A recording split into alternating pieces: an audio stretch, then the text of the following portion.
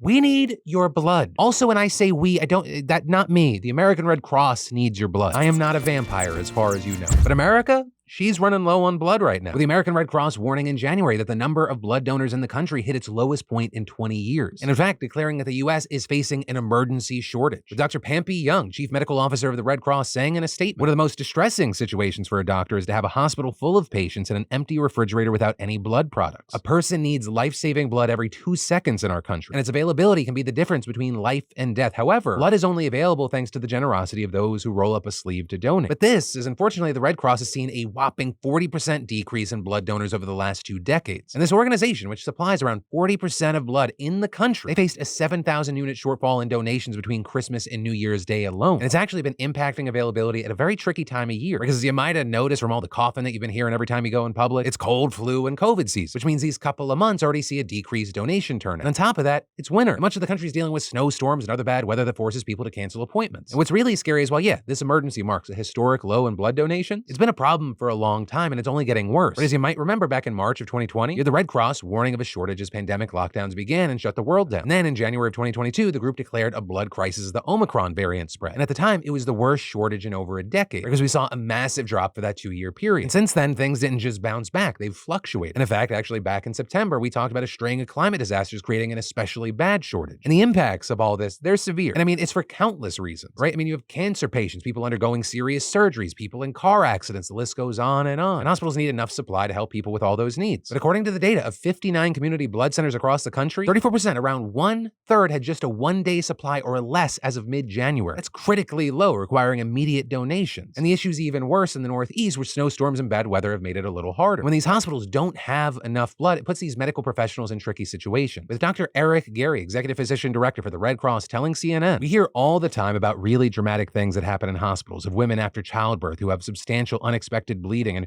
who might require dozens or even hundreds of units of blood to survive. When that blood isn't available, it really diminishes the ability to offer that to somebody who's in need. And adding to CBS Chicago, doctors have to make choices about which patients can receive a transfusion in a given day. Surgeries like heart surgeries can be delayed waiting for the available blood to be collected and sent to the hospital. And then even hospitals that currently have enough blood, they're walking on eggshells, because at any given moment that could change. Or say someone comes in with major injuries from an accident, that person alone could require 100 units of blood. And all of a sudden you've got a serious dent in your supply. With Dr. Daniel Dudley Munn of Riverside Health explaining to Wavy News in Virginia, we don't have the sort of surge capacity that we would normally have. And so, if that one patient comes in and uses 100 units, that might be our whole supply that we have currently for a patient with that blood type. And so it may be impossible for us to get additional units for the next patient that comes in. And adding that when this happens, local hospitals will try to work together to share supply. But when the Red Cross has a limited supply, everybody has a limited supply. So we really can't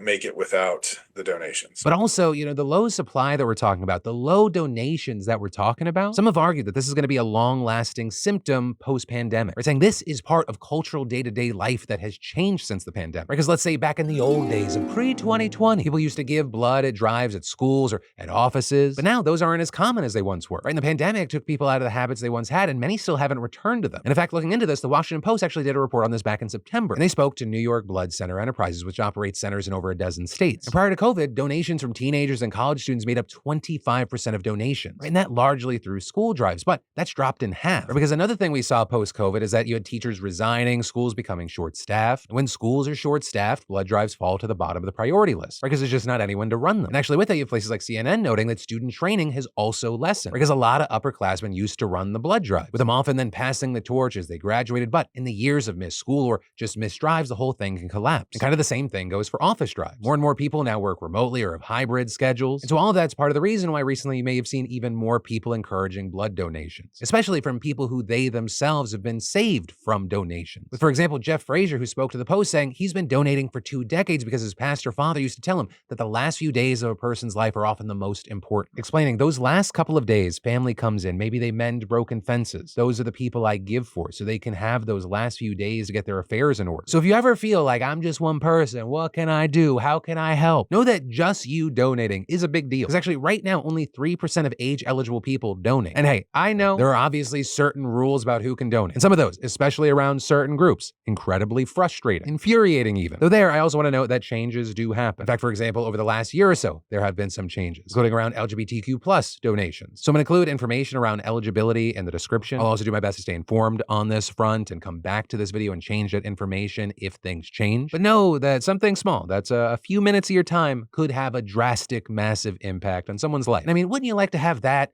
in your back pocket the next time you do something you feel really bad about? Because let's be honest, yeah, it's nice. Think of it as like a get out of jail free card, except not real jail, just like guilt jail that you put yourself in because like you are a good person, but you make bad decisions. And just when you're about to like feel bad about yourself and actually have to put in work on that problem, you go, oh, but I donated blood. I probably saved like a bus full of children at some point. And there's no way you'll ever be disproven. You might have. In fact, if you think about it really hard, you probably already did. So congrats in advance, you fucking hero. If you need to find out where or how or when you can donate, links in the description.